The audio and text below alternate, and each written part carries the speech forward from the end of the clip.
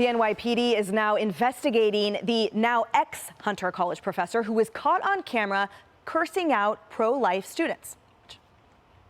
We're just educating people. You're not educating.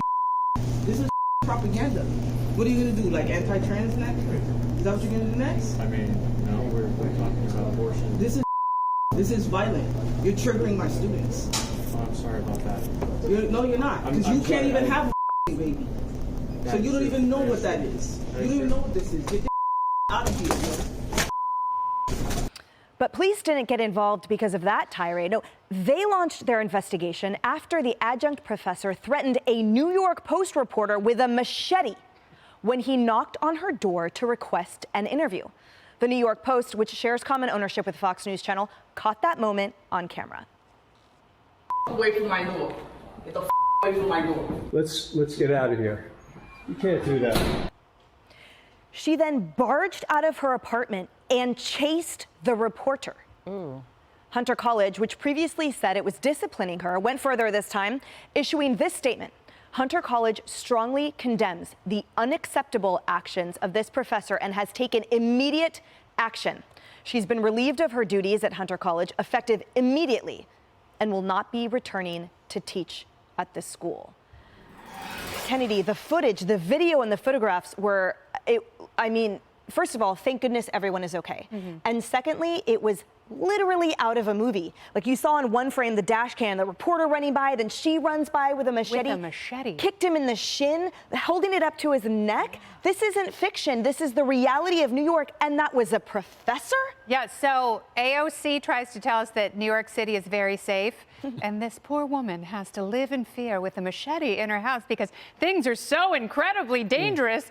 But this is the problem. You know, these kids were expressing an opinion using words, and words in pamphlets. She thought it was okay to use violent actions because to people on the left, words are violence, and violence is okay to counter violence. So then when a reporter knocks on her door, and maybe she felt that was intrusive, but what you don't do, so it's illegal to have a machete in New York, as you know, because you know the law. It's also a really bad idea to chase people down the street with said machete because she obviously had intent to gravely injure them. Because there are many steps between when she's in the doorway of her apartment and when she's on the street wielding this deadly weapon. So, you know, Alvin Bragg's New York, he charges everyone now, I think. I mean, Trump, Daniel Penny, so hopefully Shalene Rodriguez as well. While shouting, by the way, and so Kaylee, and you hit the nail on the head, because to the left, this behavior is justified. To the left, no matter what escalation, what violence she brought onto the table, to them it is justified because of the point of view that those students held before, because of how dare the press exercise their First Amendment right to actually seek an interview. That makes it justified. Yeah, according to the left. And I think you have an answer to the question that I would pose, which is how are activists being hired as educators? This woman is an activist, make no doubt about it, a violent activist at that. I mean, listen to her quote. Normally you endeavor to quote your professors, they write textbooks, you know, they're academic, you aspire to be like them in some way, shape, or form. Well, her quote, I'm gonna chop you up with this machete. This is a professor, okay, teaching our children. This is crazy. And not only that, the left-wing union of teachers over at her college, called the Professional Staff Congress, they justified her actions and said she's part of a long CUNY legacy of activists. And she was confronting disinformation. So I don't know if that was their justification for this. It might have been their justification for the pulling over of the pro-life kids' tables. Either way, neither action should be done. Just to be clear, they did issue that statement after the table. After the table. Before the machete. Before the machete. But they probably when she cussed out, you know what? That was part Based on of their past, they probably would have said the same thing about the machete. From what I've read, that was part of the original consequences, because remember at the end of the statement, which we read yesterday on this hour, because it had just popped, it said, if a further thing happens, there will be further consequences. So that was the initial round of consequences. She went in and got her necessary machete. The point you make about crime in New York, though, I know you're kidding. She had that in her house to protect herself. We don't know why she had it.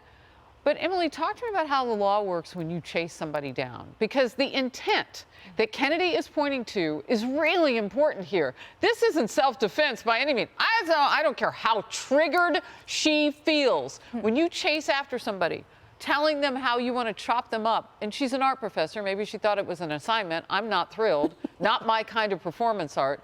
But talk to me about that legal journey she's on now. You don't need my analysis. You said it yourself. This is indefensible. There's nothing justified about this. There's no law protecting her with this. Look at that photo. That's absolutely unacceptable, and yet it was a professor who exhibited that multiple days prior and probably multiple more times this type of immediate, the switch gets flipped. Like we saw her in the video when the student said, I'm sorry, we're just here, I'm sorry. She was the one that escalated it. Here, she was the one that escalated it to an unjustifiable, unacceptable, illegal form of violence. Yeah.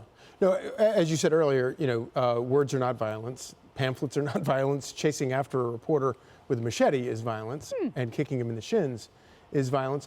Obviously, this woman is disturbed, and I hope she gets help.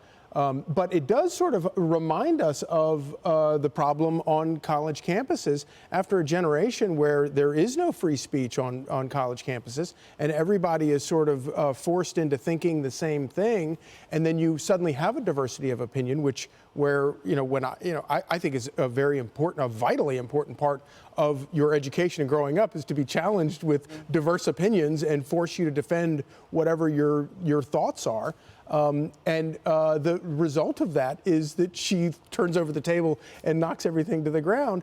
And it's sort of interesting to me because, college professors are some of the only people on the planet who get tenure. And the whole point of getting tenure is to protect their intellectual independence. And then what happens, it would be kind of interesting if you did this with like an experiment with mice. What happens when you give everybody tenure to protect their intellectual independence, and then they all come up with groupthink and think the same thing. And then when they're challenged with it, they turn over the tables and pamphlets, and then the next thing you know, they're chasing somebody down the hallway with a machete. Yeah. You know what? Can I just say one thing? Because I know we always sort of drift over to mental illness.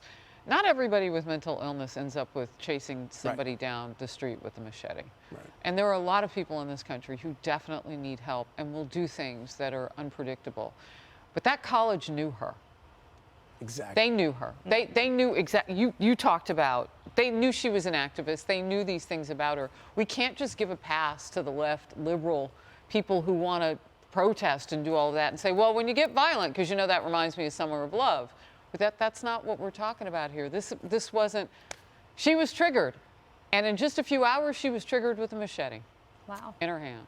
New video from the New York Post showing a dash cam showing the professor and the Post reporter. So this is what I was talking about a moment ago, in part because there's multiple different angles that you can see on the New York Post. What you see here, there are a few passerby that are watching. You see one, because there were two of them. There was the New York Post reporter. There was also the photographer. You see, prior to that, the photographer, and then you saw her run by. That's who we were just looking. This also is what I mentioned prior. So this is the photographer running, then she's chasing after him. That's premeditated. Wow. She sat there for a moment and then thought, let me go after this guy, potentially. But as you point out, mental illness is a very serious thing, and the people who know you best, know someone best, are the people who are going to be the best resources and defenders. Seems like that's what we find out. Right. Yeah. And look, we're obviously not diagnosing anyone. The bottom line is this was 100%. She's unacceptable, unjustifiable behavior. But according to the left, I'm sure this was confronting disinformation and therefore justified. You know what? Nothing about that is okay. We'll be right back. More Outnumbered next. Hey everyone, I'm Emily Campagno. Catch me and my co-hosts Harris Faulkner and Kaylee McEnany on Outnumbered every weekday at 12 p.m. Eastern, or set your DVR. Also, don't forget to subscribe to the Fox News YouTube page for daily highlights.